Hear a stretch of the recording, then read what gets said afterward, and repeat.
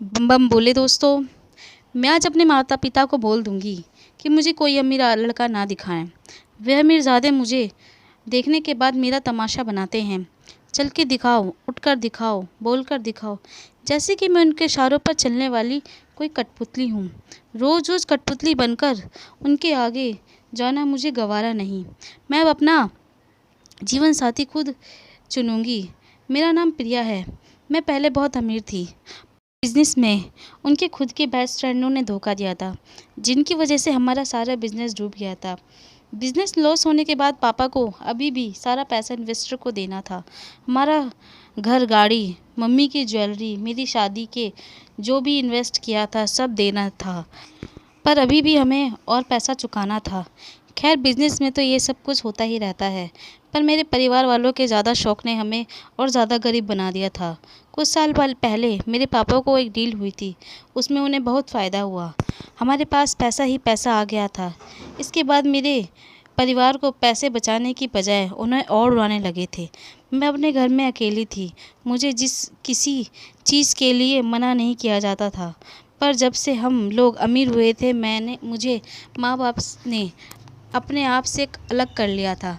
Mummy अपनी friend के साथ किटी पार्टी करती थी और पापा अपने बिजनेस में लगे रहते थे। मैं पूरी तरह से अकेली पड़ गई थी। इससे मैं पैसों से नफ़रत करने लगी थी। पहले जब हम लोग मिडिल क्लास थे तो पापा मुझे रोज़ सुबह स्कूल छोड़ने जाते थे और मम्मी मुझे अपने हाथों से खाना बनाकर खिलाती थी। फिर हम सब शाम को रोज़ पार्क जाते थे। पहले पैसा की थोड़ी कमी थी, पर घर में प्यार ही प्यार था। अब पैसा ही पैसा है तो प्यार नहीं है। पापा मम्मी की आए दिन लड़ाई होती रहती थी। इसी की फ़ायदा उनके दोस्त ने उठा लिया था। फ़िलहाल अब हम किराए के मकान में रह रहे थे।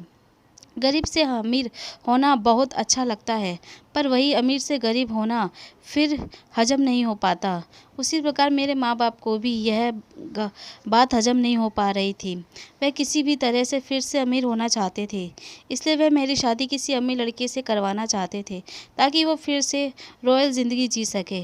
पर जब से हम उस घर से इस घर में आए थे, तब से हम परिवार मिलकर जुल कर रह रहे थे और मैं फिर से अमीर होकर यह सब नहीं खोना चाहती थी। खैर, मैंने तो यह सोच रखा था कि मैं किसी भी अमीर लड़के से शादी नहीं करूँगी, पर मेरे माँ पापा इस बात को नहीं मानना चाहते थे। वह आए दिन मेरे लिए नए नए और एक से एक अमीर घरों के रिश्ते लाते थे। इसलिए मैंने तंग आकर सोच लिया था कि मैं आज किसी आदमी को, चाहे वो रोड का भिखारी ही क्यों ना हो, उसे लेकर अपने माँ बाप को के सामने खड़ा कर दूंगी, ताकि वो मुझे परेशान करना छोड़ दे। मैं रास्ते में अपने दोस्त के साथ थी, तभी मुझे कुछ भिखारी दिखाई दिए। मैं उनके पास गई। मैंने उनके पास एक नोटों की गड्डी फेंक दी। फटाक से उन्होंने उस पर हमला कर दिया। मैंने कहा, ऐसी कई गड्डियां हैं, पर तुम में से किसी एक को मेरे लिए काम करना पड़ेगा। सब तैयार हो गए। मैंने कहा, मुझे शादी का करनी होगी। सब ने गड्डी मेरी तरफ फेंक दी। हम गरीब ज़रूर हैं, पर हम शादीशुदा हैं। हम में से बस एक यही गंवारा है। वो उन भिखारियों के पीछे बैठा हुआ था। लंबी दाढ़ी, लंबी मूछ, चेहरे पर कालिख। मुझे देखकर बोला, मैं तैयार हूँ शादी के लिए। बस तुम ये सारे पैसे इन सभी को दे दो, और मेरा जो काम के पैसे हैं वो भी इन्हें दे दो। ये इतने दानवीर क्यों बन रहा है? भिखारी तो ये भी है, क्या इसे पैसों की ज़रूरत नहीं है? कहने लगा, इनके परिवार हैं, पर मेरा कोई इस दुनिया में नहीं है। मुझसे ज़्यादा इनको इस पैसों की ज़रूरत है, और अगर तुमने बाद में दोबारा पैसे मांगे तो? मैंने कहा। बोला, नहीं मांगूंगा। मैं कैसे विश्वास करूं? बोला, विश्वास के अलावा मेरे पास तुम्हें देने के लिए और कुछ नहीं है। उसका यह एटीट्यूड मुझे बहुत अच्छा लगा। फिर मैं उसे अपने और दोस्त के साथ उसे अपने दूसरे दोस्त के यहाँ पर लेकर आ गई। उसका अपना एक सैलून था। मैं उस भिखारी को लेकर सैलून में पहुँच गई। पहले मुझे उसका हुलिया बदलवाना था, पर उसे तो लगा कि हम ऐसे ही इसी हालत में शादी करेंगे। नहीं, अभी तुम पहले सही से अपना ट्रांसफॉर्म करवा लो। मैंने उसके लिए रास्ते में ही शॉपिंग कर ली थी। वो अभी सामान लेकर अंदर चला गया। मैं बाहर बैठकर उसका इंतज़ार कर रही थी। तभी मेरे दोस्त के होम ओनर आ गया। वह सैलून किराए पर था, पर वो खाली करवाने के चक्कर में उससे चौगुना पैसे अधिक मांग रहा था। मैंने और मेरे उससे रिक्वेस्ट करी, पर वो नहीं मान रहा था। पर तभी वह भिखारी बाहर आया। उसे देखकर मकान मालिक का मुंह बंद हो गया। पता नहीं उसको उसमें ऐसा क्या दिखा। कहने लगा, कोई बात नहीं, जब तुम्हारे पास आए हमें दे देना, और किराया जो देती हो वही देना, और कोई दुगना नहीं देना। वो हड़बड़ी में वहाँ से भाग गया। मेरी दोस्त कहने लगी, क्या बात है, तूने तो सही भिखारी देखा है, इतना हैंडसम। राहत कहने लगा, मेरा नाम राहत है। मैं तो उसे देखती ही रह गई। इतना लंबा तड़ंगा, गोरा चिट्टा, चौड़ा सीना बेहद ही खूबसूरत लग रहा था। मेरी तो उस पे से निगाह ही नहीं हट रही थी। उसने चुटकी बजाकर, मैडम चलें? मैंने कहा, चलते हैं, बस थोड़ी देर में।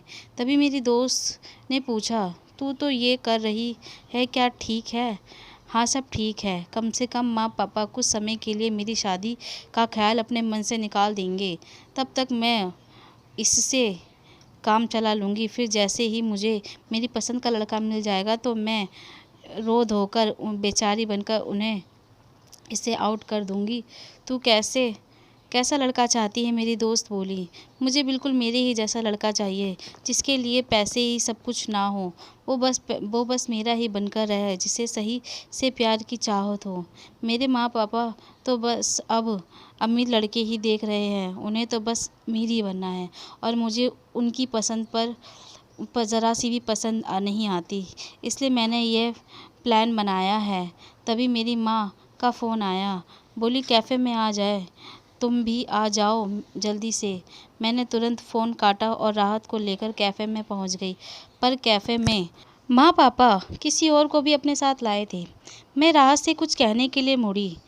वो बहुत ही प्यारी निगाहों से मुझे देखने लगा। उसके बोलते ही मेरा मुंह अपने आप बंद हो जाने लगा और दिल ज़ोरों से धड़कनें तेज होने लगी। एक भिखारी इतना सुंदर कैसे हो सकता है? ये तो पूरा राजकुमार है। मैंने अपने ऊपर काबू पाया और उसे वहीं रुकने के लिए कहा। फिर मैं अंदर आ गई। मैंने देखा मेरा वहाँ एक्स बॉयफ्रेंड बैठा हुआ था।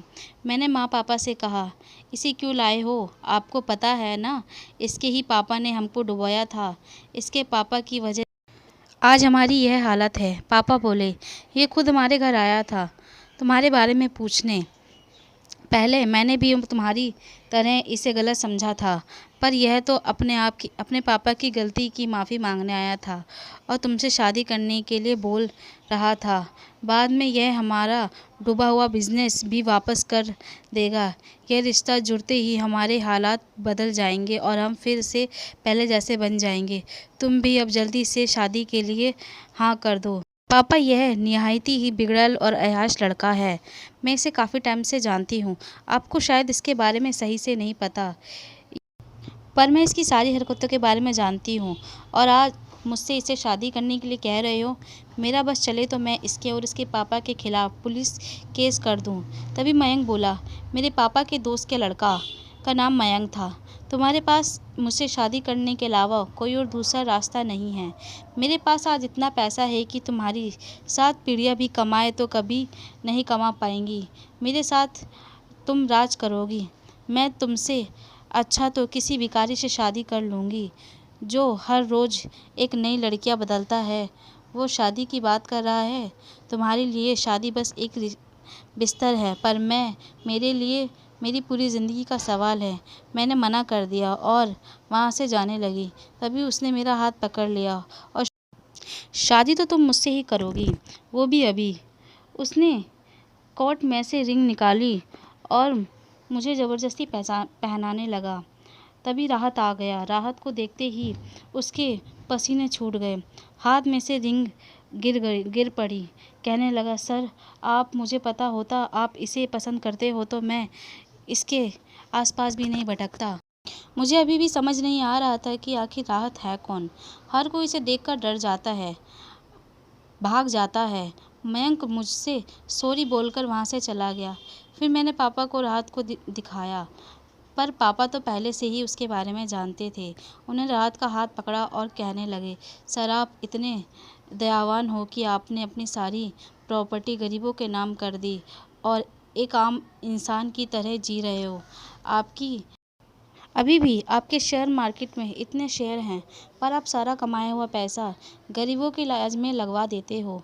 मेरा तो मुंह फटा का फटा रह गया कि आखिर राहत इतना अमीर है, फिर ये भिखारियों की तरह क्यों रहता है। अभी भी मेरे मन में बहुत से सवाल थे। पापा बोले, तुमने एक सही आदमी को चुना है, अनजाने में ही सही, पर ये दिल के बहुत अमीर हैं, पर फिर गरीबों की तरह रहता है। हमें इनसे जीने का सही मतलब सीखना चाहिए। माँ पापा फिर वहाँ से चले गए, पर मैं अभी भी वहाँ पर थी। क्या कहूँ, कैसे कहूँ, कुछ समझ नहीं आ रहा था।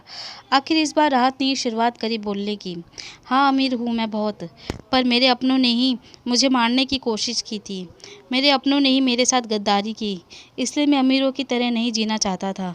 मुझे भी तुम्हारी तरह प्यार करने वाला चाहिए था, जो सिर्फ मेरा ही बनकर रह जाए। मैंने तुम्हारी और तुम्हारे दोस्त की सारी बातें सुन ली थी।